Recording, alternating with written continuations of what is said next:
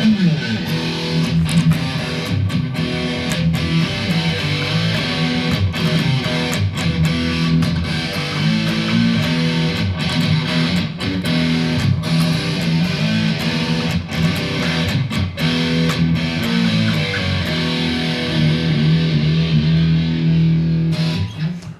what's up everyone? Thanks for joining me. This is RJ's Cave. So this time around, guys, we're gonna do something new, right? As beginning guitar players, we need to expand our vocabulary, right? And that includes the vocabulary of the parts of our instrument, okay? If something happens to our instrument, we need to be able to communicate that to the repairman, okay? So with that in mind, all right, and so you don't look like a total, if you ever have to get in conversation with another guitar player, we're gonna go over the parts of the guitar, okay? Before we do that though, guys, do me a favor. If you like this video, hit the like button. And if you want to see more, and yes, you want to see more, hit subscribe and notify for me, all right? Yeah, the subscribe button and the notification bell. This way you get messages whenever we drop a new video. And hopefully YouTube gets the message and puts our videos in front of more people, okay?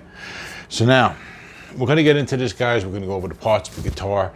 I'm going to try to give you a little bit of information with each part, but this is more about filling your vocabulary than giving you the history of each part, okay? If you want to hear more details about any of these parts, and a lot of them have a lot of variations, because we can go through them all day long, let me know in the comments, and we will do another video on specific parts. I'm thinking about doing for all the different types of bridges or tuners, things like that. So let me know in the comments, okay?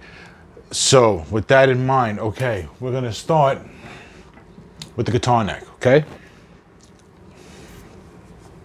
This is actually a pretty good guitar neck, even though it actually came on a cheap Chinese guitar.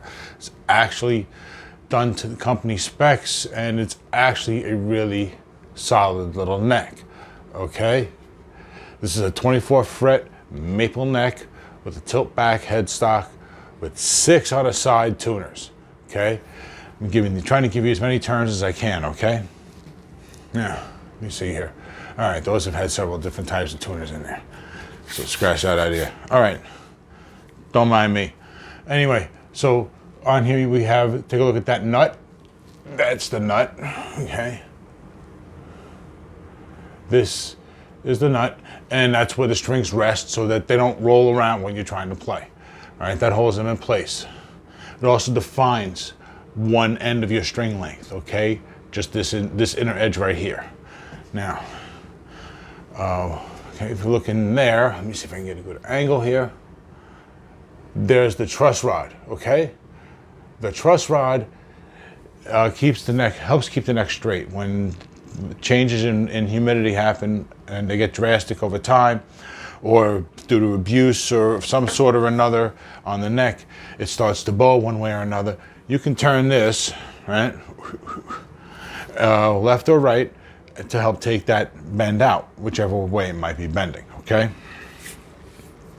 Sometimes they're at the top, sometimes they're at the bottom. If anyone ever asks you, the ones that cut from the bottom are generally more effective at taking out the bends, but ones from the top do a fine job, okay? It doesn't make a whole lot of difference to you. I mean, if you really want to get picky, ultimately, this is the best option, but, you know, not a huge issue, okay? So now, this is a maple neck, I said, right? This actually has a pretty thin radius on the shape, okay? All right, this is a particular type of contour. This is a C. This is a thin C shape, okay? Meaning it's a very fast neck. The profile, the shape, the curve, the shape of the curvature is more in line with, picture a capital C. Okay, that overall shape. Imagine if you pulled that neck shape out of that, you pulled the capital C right off there, right? That would be the shape, okay? There's also D and V and U, okay? Not that you need to know that today. This is a rosewood fretboard, okay? Notice it's glued on there, right? Let's see. Those dots, those are fretboard inlays, those are dot inlays, those are just placement markers so you know where you're at, basically, okay? Okay, and the metal wire is called fret wire, okay? Fret wire is your friend, okay? Now, side note, tuners, real quick. Tuners that look like this are very inexpensive. Let me see. Sorry guys, I'm trying to do the best I can here. Tuners like this are very inexpensive, generally don't work very well, right? But that's a tuner, okay? So there is 6 on the side, like I was showing here. There's also 3 on the side. 3 would be on this side, 3 would be on this side, or 4 plus 2, 5 plus 1. There's actually several variations, okay? So, okay, and that's also the neck heel. Okay, if someone ever asks you, that's the neck heel. So, I think that about does it for the guitar neck, okay? So now, I'm sorry if I sound like I'm running through this, guys, but I'm trying to keep these videos a certain length. I don't want to go nuts. I don't want to keep people here forever on one topic. So I don't want to do a 20-minute video, okay? So I'm trying to hustle through. Now, this is a guitar body. We're going to do the back first, okay? So this is actually a BC Rich style. I can't mention the name. Begins with a B. It's not nice, but they don't spell it that way because they spell it like BC Rich, but instead of rich, it's got a B in front. But it sounds like the bad word, so I'm not saying it here, okay? Anyway, so now, this body style has an upper horn, a lower horn, and then these are the contours, okay? Now, on some bodies, you have cutaways here. That's called a body cutaway or a tummy cut, and there'll be one over here. Actually, it would be here, okay, on this side. All right, and over here there might be another one for your armrest, okay? So, but this one doesn't have it, okay? So now, this is a neck pocket, okay? See that hole there? The one in the middle? Okay. That is, that's not on every guitar. That's there for a guitar neck that happens to have a gear on the bottom of it, okay? You can reach in through that hole with a screwdriver and you turn that gear a little and it tilts the neck. Obviously, you gotta loosen your strings first. This would be to help get you a nice low action, okay? But it's only available if you can find a neck with that feature, okay? But the fact that this body has it shows you that this is made to a certain level of quality, or trying to anyway, because it's still a plywood body. But we'll get to that real quick. Anyway, now back to the back, right? Okay, you can see that hole there, all right? So now this here is the tremolo route. Okay, this is the rear side of the tremolo route. That's a tremolo claw. Okay, that's where the springs connect from there, and then they go to the other side of the tremolo. Okay, this is the tremolo.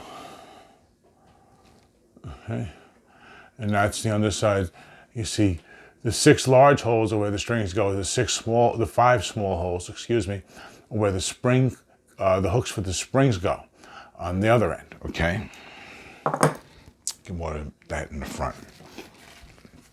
This is the control cavity right here. Okay, you see that this has actually got a place for a recessed plate, which is again something normally seen on slightly higher quality, or something, a little more attention to detail in the body, okay? I don't know why though, because this is indeed a plywood body. Plywood body is not a bad thing necessarily in a guitar. You can always make any guitar sound good, okay? That's not to say you don't sometimes want mahogany, perfect, one piece, or whatever. You don't need that to make a good sounding guitar. Lots of guitars are really, really good quality. Japanese Fender Squiers made in the 1980s are all made out of bodies with like this, okay? And people love them. They collect them to this day. So that doesn't necessarily mean a thing, okay? Just remember that. Now, with that done, we're gonna go back to the front, okay? These are the routings for humbucker pickups, okay? So, now, we're gonna go to the pickups. Okay. These are humbucker pickups, okay? Humbucker pickups use 2 coils, okay, on a plate, which is wired to the control cavity and the jack, and then out you go to your amp, right?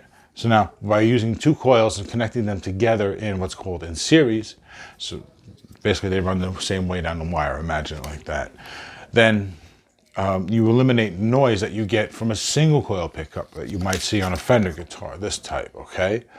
Yeah, I know that's got a very short wire. But, so this is a single coil. This inherently has the design flaw called 60 cycle hum. There you go. Okay? And that's not a design flaw, it's just inherent in this type of design, okay? But anyway, this guitar has routes for humbucker pickups, okay? So that's what you get in here, okay? And this is what a couple of decent ones look like, okay? They have the right silver back plates, and they have the good magnets, and they have decent amount of winding on them. So these should probably sound pretty good in there. Hopefully that they will. So anyway, so that's the guitar body, the route for the humbuckers, okay? And then you got the top part of the tremolo, right? Which goes right there, okay? This is actually the one I believe that was put in here. Actually, no, it's not. Look at that. Anyway.